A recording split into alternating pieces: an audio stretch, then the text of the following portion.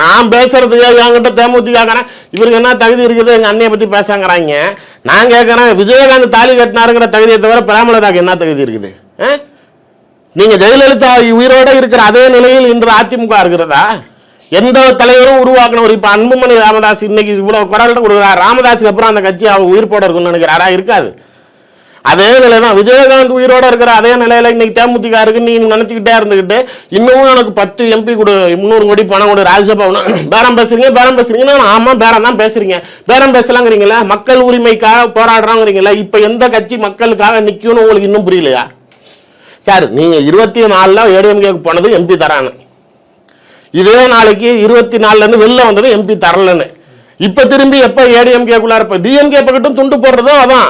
ராஜ்யசபா கொடுத்தா டிஎம்கேக்கும் வருவாங்க அவங்களுக்கு. இப்போ ஏடிஎம்கே இவங்க ராஜ்யசபா என்ன சொல்றாங்க, டிஎம்கேக்கு எம்எல்ஏ தரேன் 10 சீட்டு வந்து நெல்லு.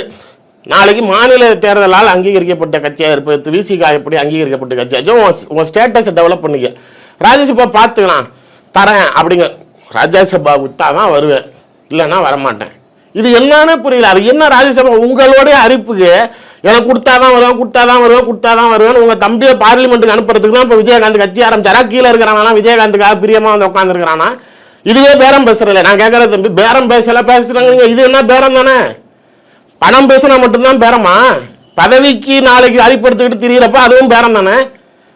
இந்த தகுதியை வேற இந்த திமுக கொடுத்தா தரேன். இப்ப விஜய் கிட்டயும் ஒரு துண்டு. விஜயகாந்த் இல்லைன்னா விஜய் இல்லைங்கிறாங்க. அவர் தான் முதல் படத்துல இறக்கி விட்டாராம்.